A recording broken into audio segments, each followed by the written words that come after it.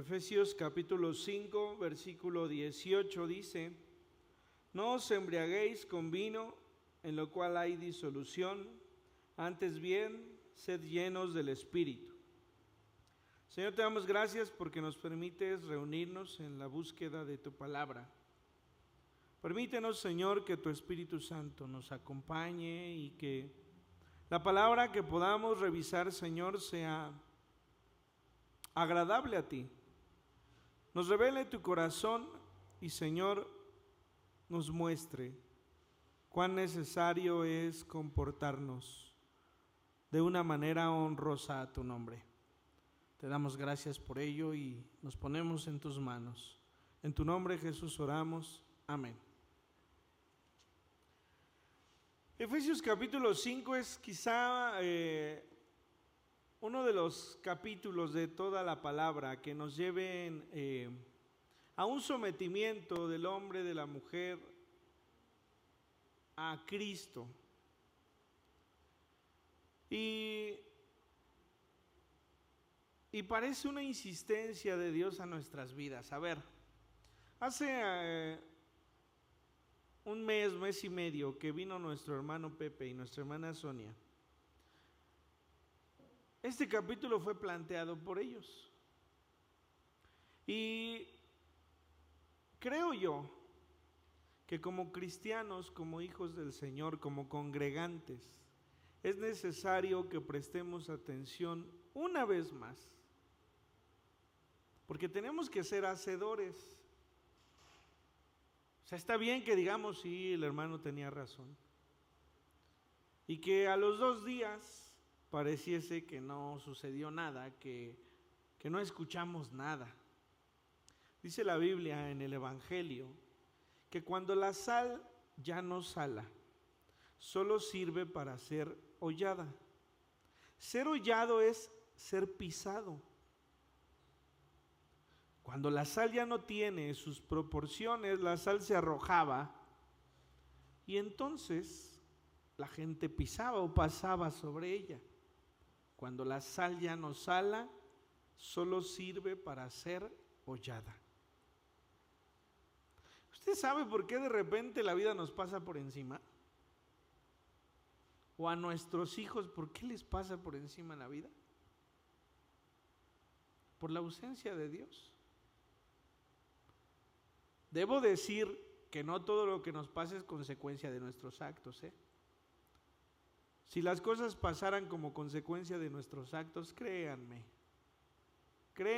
que de verdad nos iría muy mal. Por lo menos a mí me iría muy mal. Si algo yo tengo es agradecimiento en Dios, porque no tomo en cuenta todas mis faltas, Porque si así fuera, hermanos, solamente serviría para ser hollado, para ser pisado. ¿Sí?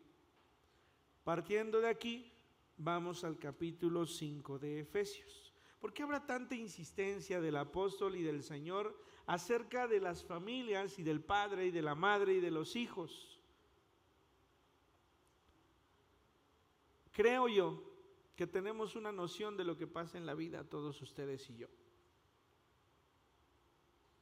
A veces decimos, no, pues es que esto no es tan malo, ¿no? Hace ratito veníamos en el carro y ni me acuerdo qué dijo Adi. Chistosito me dijo algo así. Ay, chistosito. Y al segundo Hanna dijo, chistosito, papá. Y dice Adi, no, esa palabra es muy fea, ya no la voy a decir para que tú no la digas. Parece una tontería, ¿no?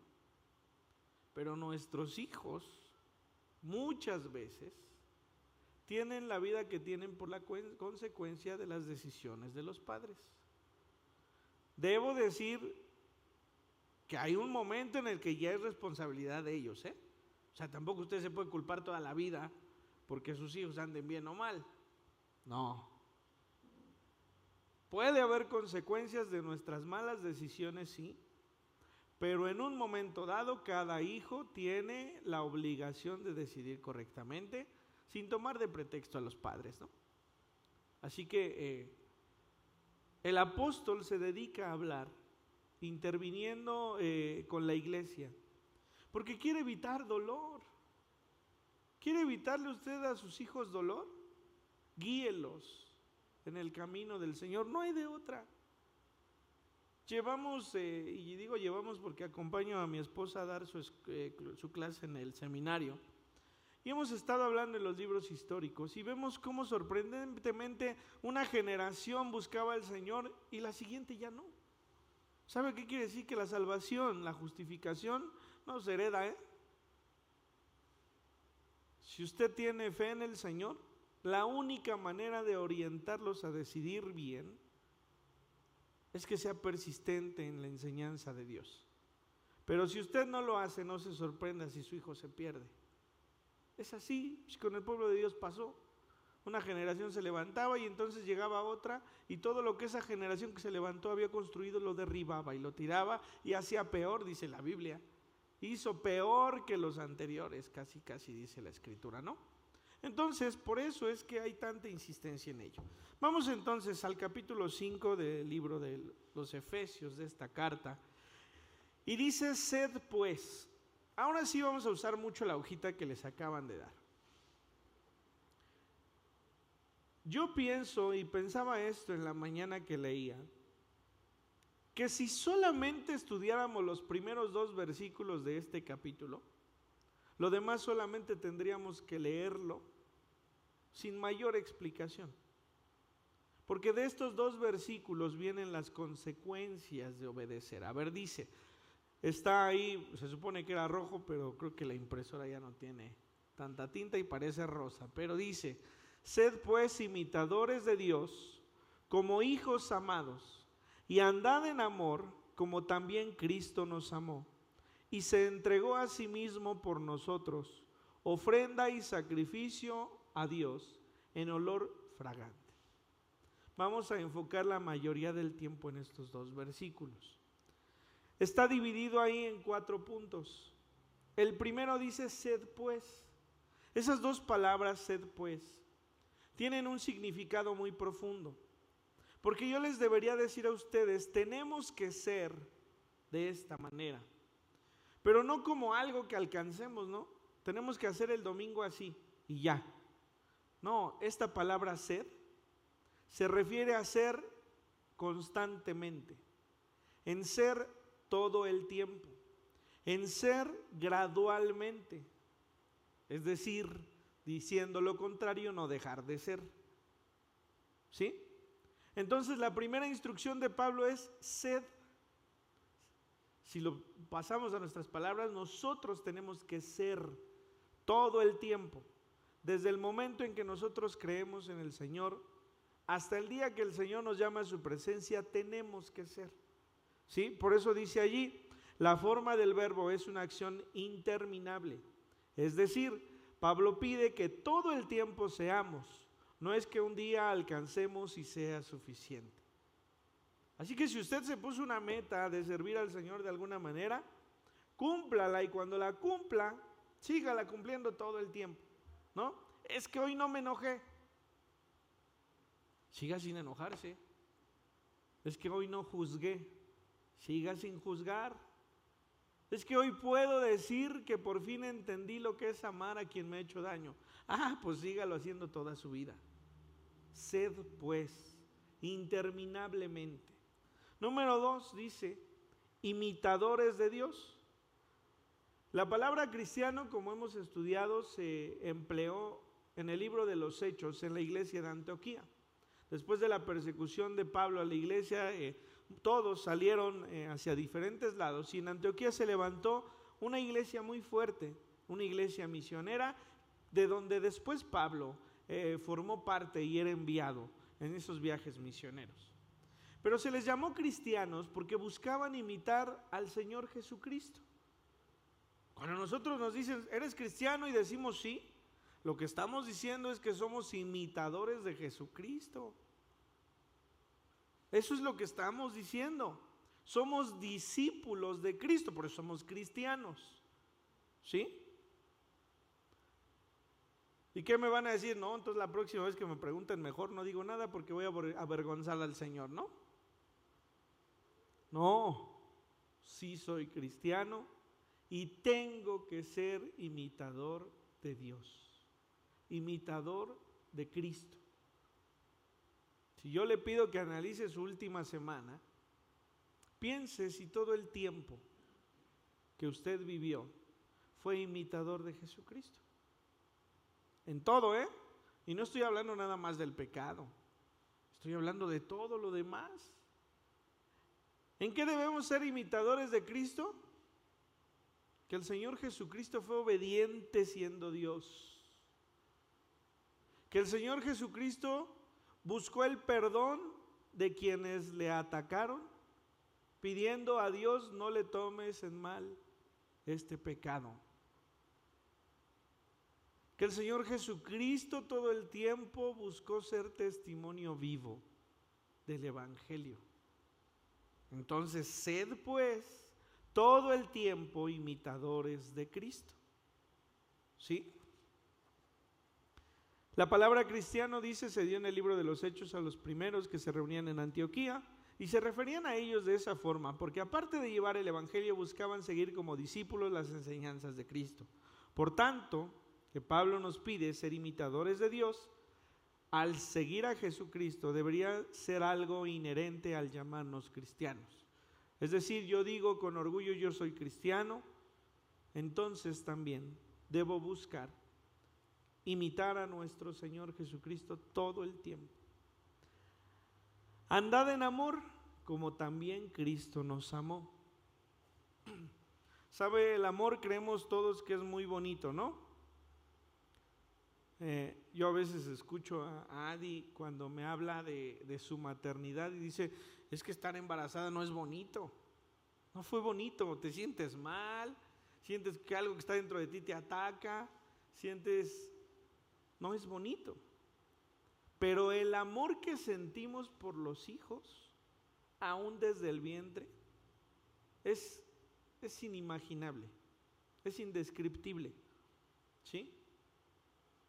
Pues el amor que tenemos o que debemos tener por nuestro prójimo, y al decir de nuestro prójimo hablo de todos, hablo de nuestros hermanos congregantes, hablo de nuestro cónyuge, hablo de nuestros hijos, hablo de cualquier persona, porque esa es la instrucción de Dios, debe ser como el de Jesucristo. Es muy fácil amar a nuestros hijos, ¿no? Y a quienes nos hablan bonito. Hay que amar también a los que nos hacen daño. Y al final debemos concluir que el amor no tiene nada que ver con el egoísmo, ¿no? No. El amor y dice que cubre multitud de faltas. ¿Sí? Yo no puedo decir amar a alguien si no estoy dispuesto a perder yo para que esa persona esté bien. Yo no puedo decir que amo a alguien si yo no estoy dispuesto a entender que a veces debo guardar silencio, aún tenga razón. No nada más es amar cuando estamos acordes en el mismo pensamiento, El amor se refleja cuando hay dificultades. ¿Sí? Cuando a veces no quieres ni ver a la persona, pero tienes que dormir a su lado, ¿no? ¿Seremos capaces como Jesucristo de dar nuestra vida por los que amamos? Porque ¿por qué pone al Señor Jesucristo como ejemplo? Porque murió y porque llevó en sí mismo lo que más aborrecía, que fue el pecado. Dice la Biblia que se hizo maldito, llevando todos los pecados sobre sí. Lo que aborrecía lo tuvo que tomar para demostrar amor por todos nosotros. Ahora le pregunto, ¿qué tanto ama usted como ama el Señor Jesucristo? Si usted ama como ama el Señor Jesucristo, entonces, como dice la Biblia, el amor cubrirá multitud de faltas. Adelantándome un poco, ¿Cómo me voy a someter a este si ni siquiera me trata con cariño, no? ¿Cómo me voy a someter a este si ni siquiera es capaz de hablarme bonito en la mañana, no? Y el hombre, ¿cómo la voy a tratar con cariño si todo el día quiere pelear? Solamente les estoy diciendo lo que escucho, ¿eh? ¿Sí? La única manera de hacer las cosas que Pablo nos dice, inspirado por Dios, es en amor. Porque cuando nosotros amamos, vamos a hacer lo que nos toca hacer. Vamos a tratar a las personas como debemos tratarlas, pero también vamos a escuchar lo que las personas tienen que decirnos por amor a Dios primeramente. Así que insisto, dice, sed pues un acto constante. Todo el tiempo tienes que ser imitador de Dios. ¿En qué tienes que imitarle? En todo. Y lo más profundo es que Él te amó tanto que lo que más aborrecía lo llevó sobre sí mismo para que tú no te perdieras. Y luego dice en este mismo versículo 2, ofrenda y sacrificio a Dios en olor fragante. Fíjense cómo a veces no sabemos lo que decimos. A veces cuando dirigimos la alabanza le pedimos al Señor que Él tome nuestro canto como un olor fragante. Pero ¿de dónde viene eso? Alguna vez dentro de la alabanza a mí se me ocurrió hablar del pueblo de Israel cuando pasan el mar en seco. Y dice que María, tomando el pandero, danzó y alabó a Dios, ¿no? Con todas las mujeres. Íbamos a cantar ese canto y yo dije, ¿ustedes saben de dónde viene eso?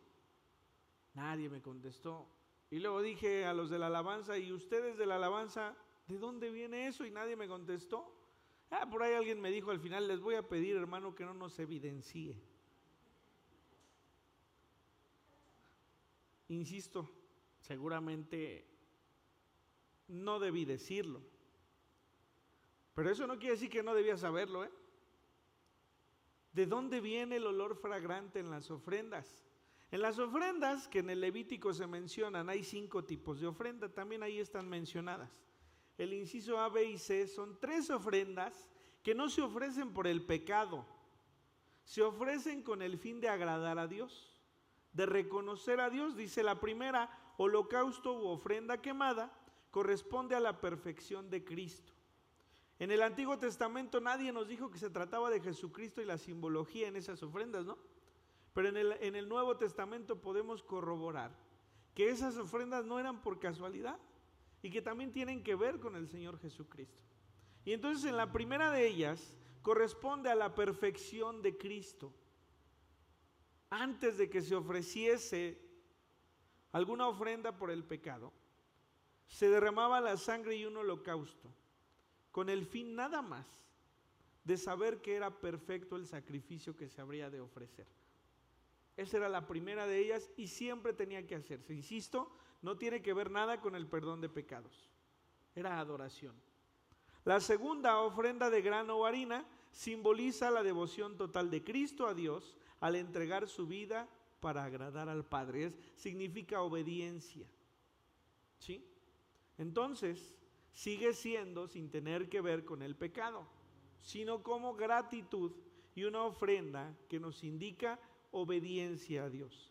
La tercera de ellas, ofrenda de sacrificio paz, ilustra la intervención para establecer la paz entre Dios y el hombre. Es decir, el pueblo traía las ofrendas para reconocer a Dios, para obedecer a Dios y para reconciliarse con Dios.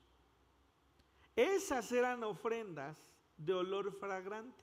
Eran ofrendas que agradaba a Dios o que agrada a Dios recibir, porque no tienen que ver con el pecado. De ahí viene entonces el ofrecer olor fragante, un olor con agrado, una adoración que agrada a Dios, porque no no es por el pecado que hay en nosotros, es porque Él es Dios. Cuando nosotros adoramos a Dios porque Él es Dios, no por lo que nos dio en la semana, no porque nos cuidó, no, cuando adoramos a Dios porque Él es Dios, estamos dando una ofrenda de olor fragante. ¿Sí? Y las otras dos ofrendas, el inciso D y E, son ofrenda por el pecado y ofrenda por las faltas, equivocaciones y pecado y transgresiones por ignorancia. Y me causó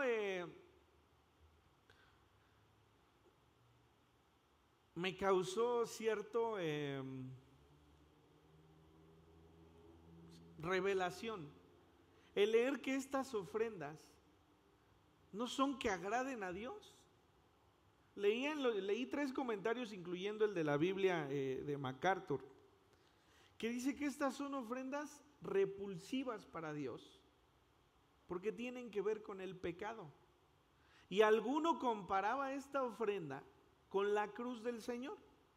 Y entonces ya ahí sí ya entra en un conflicto, porque cantamos, ni siquiera un canto, cantamos el himno de la cruz, ¿no?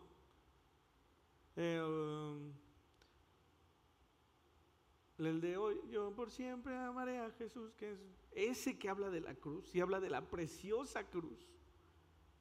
Y entonces yo me encuentro con esto que dice: estas ofrendas eran repulsivas para Dios. Quiere decir que la cruz no era algo que agradara a Dios, porque en esa cruz representaba el pecado. No sé si me explique. Nosotros somos agradecidos por esa cruz y por esa sangre, pero somos agradecidos porque representan misericordia y gracia. Pero deberíamos tener cierto pensamiento de desagrado, porque en esa cruz fueron puestos todos nuestros pecados. Ahora entiéndanme algo: si el Señor Jesucristo llevó nuestros pecados en sí, con todo el dolor de Dios, tuvo que separarse de su Hijo, porque la santidad de Dios nada tiene que ver con el pecado que llevó. Vuelvo a insistir, ¿cómo debe ser el amor de todos nosotros para poder ser imitadores de Jesucristo? Por eso les decía, podemos llevarnos mucho tiempo en estos 2 versículos, pero si logramos comprender esto, entonces podemos avanzar sin ninguna dificultad a lo demás. Porque nos va a pedir el apóstol Pablo, una vez más, insisto, que la mujer se someta al hombre, que el hombre ame y trate a su mujer como un vaso frágil, que los hijos se sometan a sus padres, pero también que los padres no lleven a sus hijos a provocarlos a ira, ¿no? Que nos sometamos a nuestras autoridades, que nos amemos los unos a los otros. Y si primero nos enseña que Jesucristo es nuestro mayor ejemplo, ¿con qué atrevimiento vamos a decir: Señor, de veras yo me quiero someter, pero no ayuda mucho? ¿Sí me explico? ¿Con qué pretexto le vamos a hablar a nuestro Dios para decirle esto? No hay manera. Y tampoco hay manera de que tengamos pretexto de decir: es que todo el tiempo quiere pelear. Alguna vez escuché a la hermana Ángeles decirnos que la manera en la que la esposa está es reflejo de lo que el hombre ha hecho de ella y de sus hijos. Yo en su momento dije: no, hombre, cada quien su culpa, ¿no? Pero debo decir que los hombres somos fundamentales para que la familia esté en paz. Y eso trae mucha responsabilidad, hermanos. Porque está bien, tú eres el sacerdote del hogar, ¿no? Y el otro se para así. Pero ¿qué crees? Que la responsabilidad de lo que pase es tuya. Ahí cambia la cosa, ¿no? ¿Cómo daremos cuentas a nuestro Dios de lo que hicimos con los que nos dio? Eso es algo que debe movernos. Entonces avancemos ya a partir de aquí del versículo 3, dice: pero fornicación y toda inmundicia o avaricia ni aun se nombre entre vosotros, como conviene a santos, ni palabras deshonestas, ni necedades, ni truhanerías que no convienen, sino antes bien acciones de gracias. Porque sabéis esto, que ningún fornicario o inmundo o avaro que es idólatra tiene herencia en el reino de Cristo y de Dios. Es complicado el avanzar en estos versículos porque debemos dejar claro algo. Una vez más, la salvación viene por creer en el Evangelio, por creer en el Señor Jesucristo. ¿Usted cree? Y se lo hago una pregunta con todo respeto. ¿Usted cree que en la iglesia del Señor no hay adulterio? Sí que lo hay. Sí. ¿Y cuál es nuestra tarea? ¿Regañarlos todo el tiempo?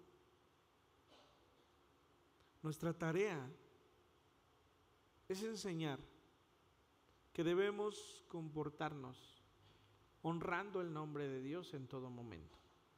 Hay un pastor, no diré su nombre porque ni lo conocen. Es un pastor de una iglesia muy grande en los Estados Unidos, de una iglesia bautista. Pero son iglesias de miles, que en este último tiempo confesó que había adulterio en su vida. Pero le estoy hablando de un movimiento muy fuerte, y es el pastor de 20 pastores, ¿no? Así que los ancianos decidieron contar a la iglesia lo que estaba sucediendo, y la voz de los ancianos fue: hermanos,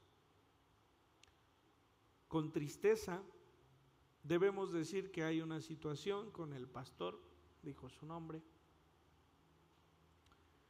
en la que hay adulterio.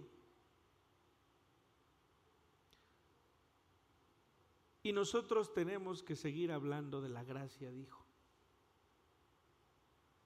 Porque Dios, como a todos ustedes, ha de traer perdón a su vida. Y dijo más: debo decir que no hago este comentario porque haya sido descubierto por alguien. El Espíritu Santo de Dios llevó al hermano a confesar su falta. Fíjense qué difícil, ¿eh? Qué difícil que un hombre tan usado, porque es usado por Dios, pueda confesar el pecado en el que ha estado. Pero la iglesia debe arropar, hermanos. Y no estoy diciendo que sea correcto o incorrecto, por supuesto que es incorrecto. Pero cuando el Espíritu Santo nos lleva a tener esa convicción de pecado, la iglesia tiene que arropar a sus hermanos. Porque aquí pareciera que hay alguna escala de pecado, ¿no? No la hay. No la hay. Y cuando nosotros nos enojamos, estamos en esa misma lista de pecadores imperfectos.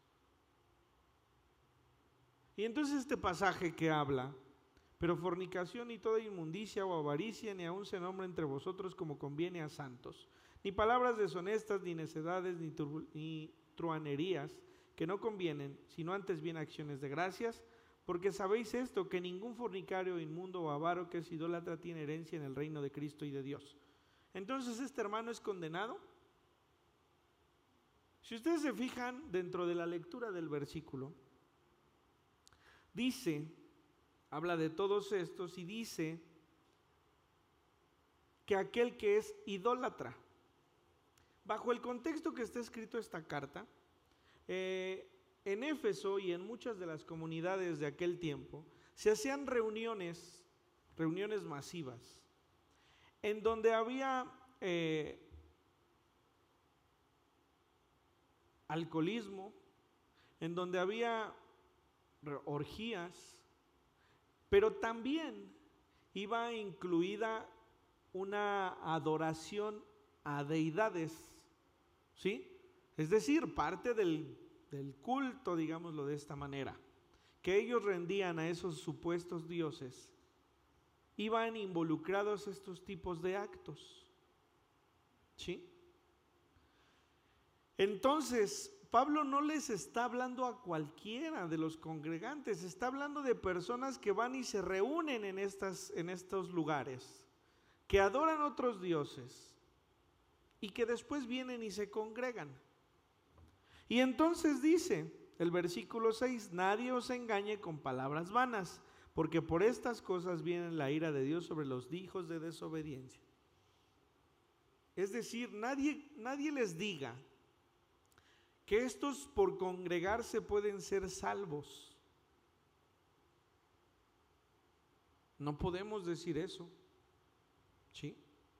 Pero está hablando de un sector de personas que van y adoran otros dioses, y van y se alcoholizan, y van y forman parte de estos actos sexuales, y después vienen y se congregan.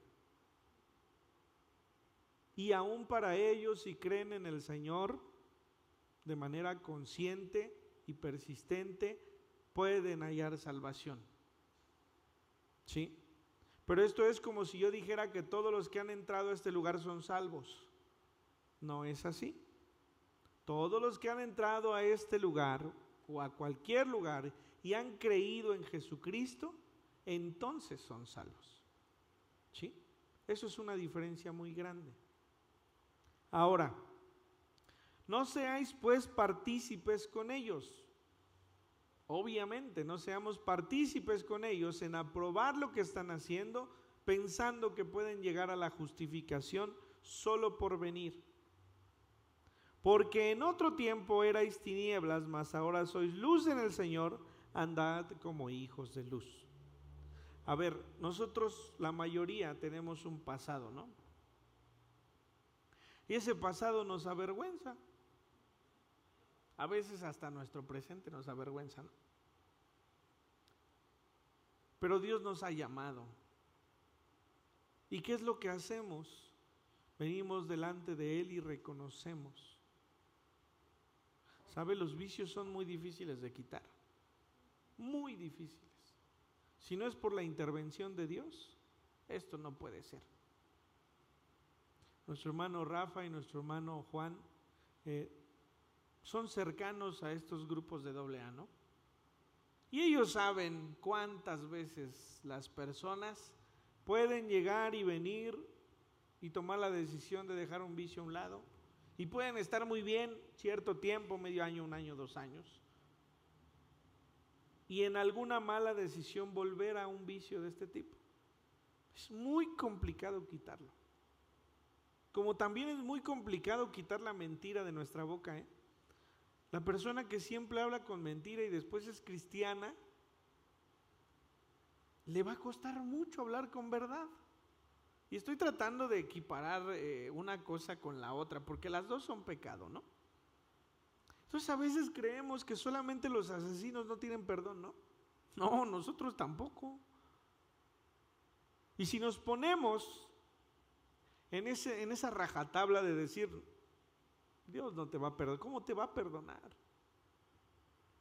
Pues entonces a nosotros tampoco debería perdonarnos.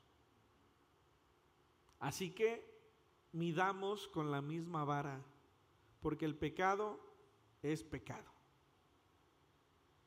Así que si nosotros comprendiésemos que este versículo dice que ni estos, ni estos, ni estos, ni estos pertenecen al reino de Dios, pues entonces tampoco nosotros. A eso es a lo que quiero llegar. Hermano, es que aquí dice claramente, dice que estas cosas vienen de la ira de Dios y sobre los hijos de desobediencia. Y dice Sí, pero apliquemos bien todo, ¿no? Entonces nosotros tampoco podemos hallar la benevolencia de Dios, porque también pecamos. ¿Sí? ¿Qué es lo que entonces como cristianos y como iglesia debemos asumir? Que nuestro comportamiento debe honrar a Dios. Que nuestros actos y nuestras acciones deben ser congruentes con lo que creemos. ¿Por eso vamos a dejar de pecar? Temo decir que no. Lo que sí puedo decirles es que si de veras hemos creído, cuando nosotros pequemos, el Espíritu Santo nos llevará a arrepentirnos y a pedir perdón delante de nuestro Dios. Y que como David digamos: Señor, yo podía traerte ofrendas y podía traerte holocaustos y podía traerte inciensos, pero no es lo que tú quieres. Imagínense la desesperación del rey que tiene todo a su mano.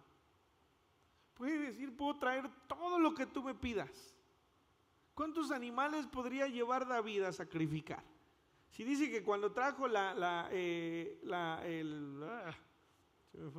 arca, cuando trajo el arca, dice que daban unos pasos y sacrificaban, y daban otros pasos y sacrificaban, y daban otros pasos y sacrificaban. No era un camino corto. ¿Cuánto tenía a la mano David para poder ofrecerles?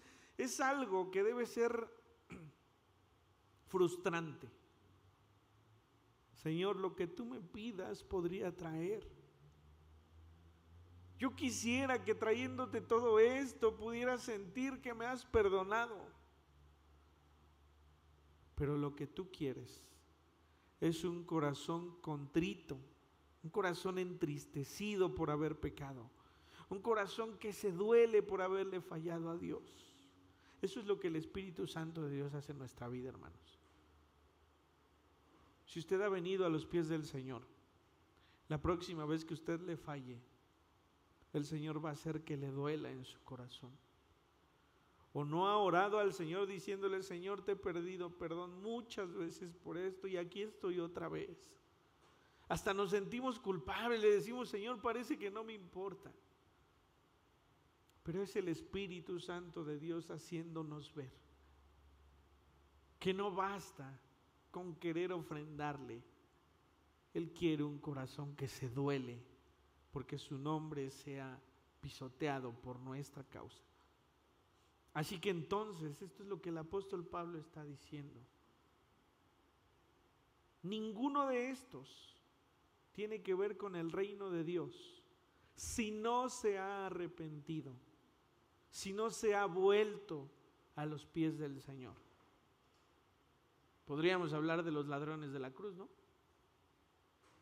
El que salvó y fue justificada su vida le dijo al otro: guarda silencio. Tú y yo sí merecemos estar aquí. Entonces, ¿cuál fue la diferencia? Creer. Acuérdate de mí cuando vengas a tu reino. Suficiente. Sus acciones eran iguales a las del otro, pero su confesión de fe no. Y esa fue la diferencia. Así que dice: no seáis pues partícipes con ellos, porque en otro tiempo erais tinieblas, mas ahora sois luz en el Señor. Andad como hijos de luz. Esta es una recomendación que siempre tendremos. Debemos buscar hacerlo. Y si nos equivocamos, debemos volver a intentar hacerlo. Una y otra vez, las veces que sean necesarias. Comprobando lo que es agradable al Señor. Y no participéis en las obras infructuosas de las tinieblas, sino más bien reprendedlas, porque vergonzoso es aún hablar de lo que ellos hacen en secreto, mas todas las cosas, cuando son puestas en evidencia por la luz, son hechas manifiestas, porque la luz es la que manifiesta todo, por lo cual dice: despiértate tú que duermes y levántate de los muertos, y te alumbrará Cristo. Mirad pues con diligencia cómo andéis, no como necios, sino como sabios, aprovechando bien el tiempo, porque los días son malos. Por tanto, no seáis insensatos, sino entendidos de cuál es la voluntad del Señor. A ver, somos creyentes, entonces ya no somos de aquellos que andan en tinieblas. ¿Pero cómo si sigo pecando? Porque ahora la luz te dice que hay algo que tienes que cambiar, que hay algo de lo que te tienes que arrepentir. Yo insisto, si nosotros pecamos y no hay algo que nos mueva, algo está mal. Pero si nosotros pecamos y Dios nos hace ver que tenemos que venir en arrepentimiento, quiere decir que el Espíritu Santo está haciendo su tarea en nuestra vida. Así que, ¿qué nos corresponde? Ser congruentes con nuestra forma de vivir, sí, pero si en algún momento hemos de fallar, pedir a Dios que nos perdone y volver a venir delante de Él. ¿Sí? Y entonces dice el versículo 18, no os embriaguéis con vino en lo cual hay disolución, antes sed bien llenos del Espíritu Santo. Y esto tiene que ver con todo lo anterior. En estas fiestas, en donde había alcohol y en donde había orgías, en donde había muchas acciones que ofenden a Dios, lo que más ofende a Dios es la idolatría. Y ellos utilizaban estas fiestas, inclusive el alcohol, para de alguna manera ofrendar a sus dioses como una reconciliación. Por eso es que el apóstol Pablo lo compara con el Espíritu Santo. No vayan a esos lugares donde no van a encontrar ciertamente una reconciliación con sus dioses. Mejor dice, sed llenos del Espíritu. Lo que ustedes están buscando en esos lugares no va a suceder. Pero si ustedes son llenos del Espíritu, entonces, solo entonces, van a agradar a Dios. Y ser llenos del Espíritu, hermanos, no es que yo me ponga a orar por ustedes y empiecen a hablar en lenguas y empiecen a caerse. Lo hago con mucho respeto, ¿eh? No es eso. Sed llenos del Espíritu Santo. Es que seamos tan imitadores de Cristo que como Él podamos amar y podamos obedecer y podamos someter nuestra voluntad a Dios. Eso es ser llenos del Espíritu Santo. ¿Quieren una evidencia de que el Espíritu Santo está trabajando en sus vidas? Es muy sencillo. Cuando eso sucede, buscamos agradar a Dios. ¿Sí? Si eso no está pasando en nuestra vida, tampoco es para culparnos. Es porque algo tenemos que hacer para volver a sentir lo que Dios es. Decía nuestro hermano Parra, lo conocieron muchos, que alguna vez desesperado oraba a Dios y le decía, Señor, ven a mi vida, necesito escucharte, necesito sentir tu presencia. Y dice, y yo oraba y clamaba ahí en la cárcel y me postraba y le decía, ¿por qué no siento que tú estás en mí? ¿Por qué no puedo sentir que tu Espíritu se manifiesta en mi vida? Y él decía. Y dice que vino el Espíritu Santo sobre su vida y solamente sintió que le dijo, yo te dije que todos los días estaría contigo, no que todos los días te hablaría. A veces estamos tan afligidos que quisiéramos que Dios nos hablara, ¿no? Que Dios nos consolara, que Dios estirara su mano y nos hiciera sentir esa paz. Y le decimos, Señor, ¿por qué no te escucho? ¿Por qué siento que no estás conmigo? Pero sabe, Dios siempre ha estado allí. Dios siempre ha estado allí. Pero nos tiene que dejar crecer. Nos tiene que dejar ver que nuestra fe tiene que ir en aumento. Y sobre todo nos tiene que dejar ver que le amaremos aún en medio de la dificultad. Eso es para nosotros, no para Él. Él conoce lo profundo de nuestro corazón. Pero nosotros tenemos que ser conscientes de que Dios siempre está allí. Si hoy está en dificultades, créame, Dios no le ha dejado solo.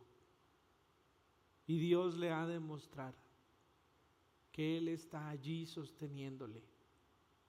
No veamos las cosas que nos pasan, porque entonces nos vamos a frustrar, Tengamos la mirada puesta en Dios y avancemos hacia Dios. Porque cuando lleguemos a ese punto final, su luz nos va a enseñar todo lo que fuimos dejando atrás, ¿no? Si usted pasa en la oscuridad en su casa, se va la luz y de plano no ve nada, va casi a tientas, ¿no? Y va avanzando. Pero cuando prende la luz se da cuenta que pasó al lado de una silla, que brincó un juguete, que brincó esto, que brincó el otro. Cuando usted se acerque más a Dios, su luz le va a mostrar todo lo que ha dejado atrás. Y en todo tiempo Dios ha estado con usted. Pero dice, sed llenos del Espíritu, sometan su voluntad, ser imitadores de Cristo. Así es. Pero créanme, todo será para bien. Hablando entre vosotros, dice, con salmos, con himnos y cánticos espirituales, cantando y alabando al Señor en vuestros corazones. ¿Ustedes creen que su conversación tiene que ver con lo que Dios es en su vida? Pero por supuesto, ¿no? Decía mi papá que alguna vez escuchó a algún hermano que se le salió una grosería, dice, y que decía, ay hermano, perdón, se me salió. Dice, bueno, se sale lo que hay en el corazón. Si todavía se nos salen, sigamos buscando que no se nos salgan, ¿no? No lo aprobemos, busquemos que no pase otra vez. Y si vuelve a pasar, volvamos a buscar que no pase otra vez. Ese es nuestro andar. Nuestro andar no es la perfección porque no está en nosotros. Nuestro andar es corregir y volver a intentar corregir y volver a intentar corregir hasta llegar a nuestro Señor. Y nuestra boca de verdad refleja lo que está en nosotros. Yo no sé si con las personas que usted está cercana, su tema de conversación tenga que ver con Dios. Si no lo es, lo sería si usted estuviese enfocado buscando a Dios. Porque si yo leo la palabra, así me pasa a mí, ¿no? Cuando yo voy a estudiar o Adi está estudiando, me dice, es que mira lo que leí, y me empieza a hablar de eso, ¿no? ¿Por qué? Porque está buscando a Dios. Y entonces nuestra conversación es respecto de esto. Cuando no lo estamos haciendo, nuestra conversación puede ser de muchas cosas, pero nada tiene que ver con Dios. ¿Sí? Y no quiero llegar a ese punto de decir, no, hombre, este hermanito habla de todo menos del Señor. No quiero llegar a eso. Pero ciertamente, todo refleja cuánto buscamos al Señor. Por eso no es coincidencia que Pablo hable de eso. Hablando entre vosotros con salmos, con himnos, cánticos espirituales, cantando y alabando al Señor en nuestros corazones, cuando nosotros hablamos de Dios. Recuerde cuando usted estaba en ese primer amor, ¿no? A todo mundo quería contarle de Dios.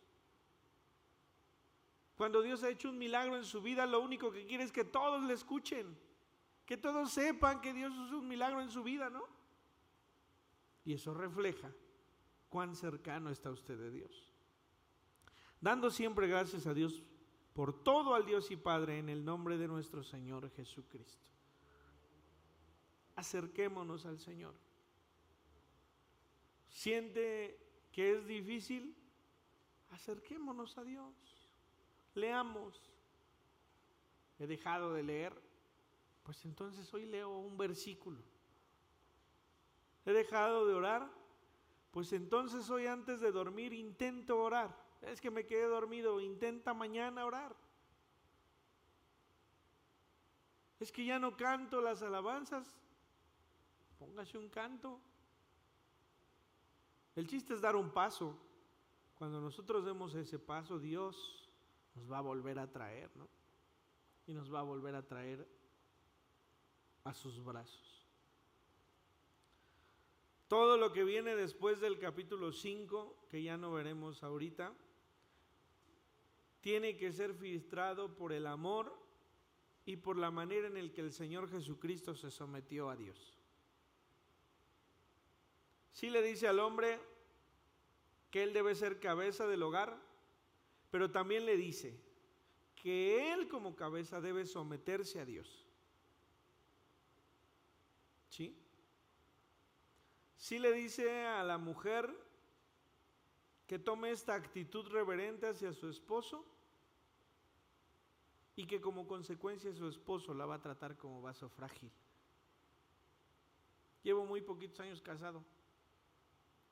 Dificultades he tenido, pero creo yo que son dificultades naturales en el matrimonio, ¿no? No es fácil el unir dos pensamientos, ¿no?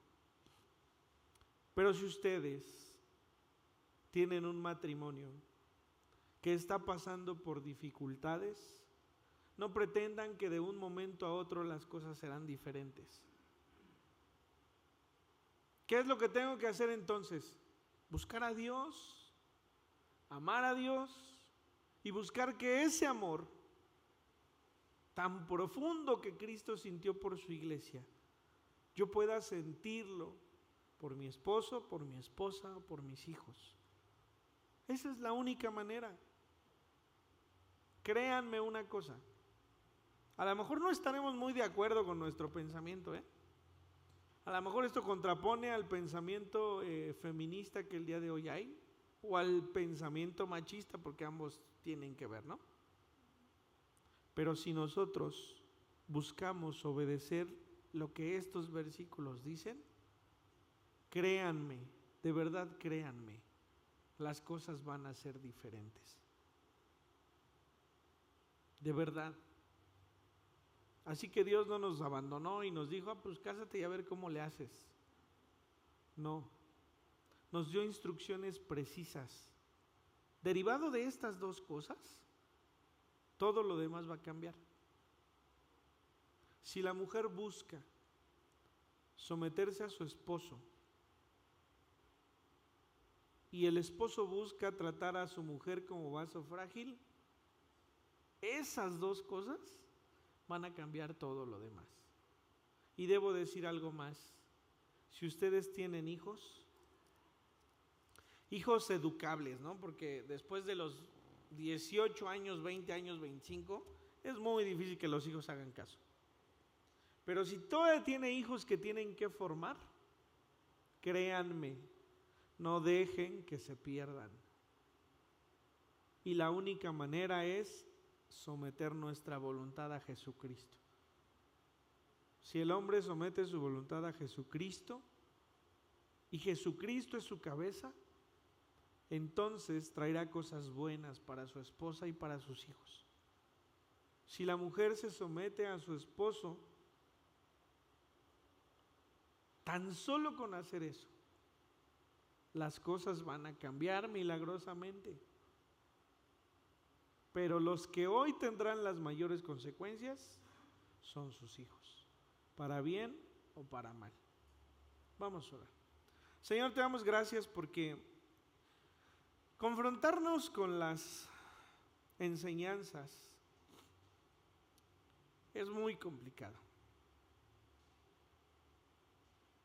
Como hombres casi en tono altanero, insistimos en la mujer que debe someterse, pero nosotros no nos sometemos a Cristo.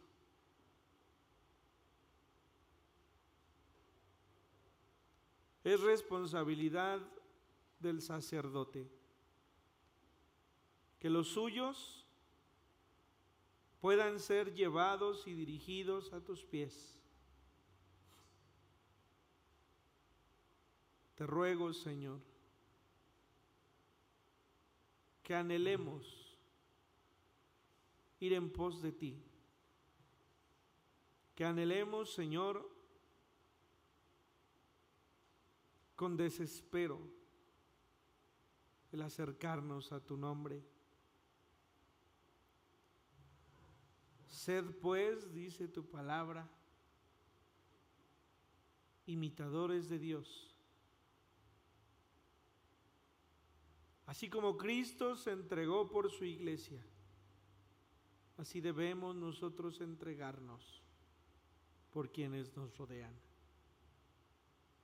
Señor, te suplicamos que podamos ver con esa mirada llena de gracia, de misericordia, de amor, de bondad, a todos quienes nos rodean, porque esa, Señor, es la base para honrar tu nombre, para glorificarte, para mostrar el amor tan profundo que hay hacia ti.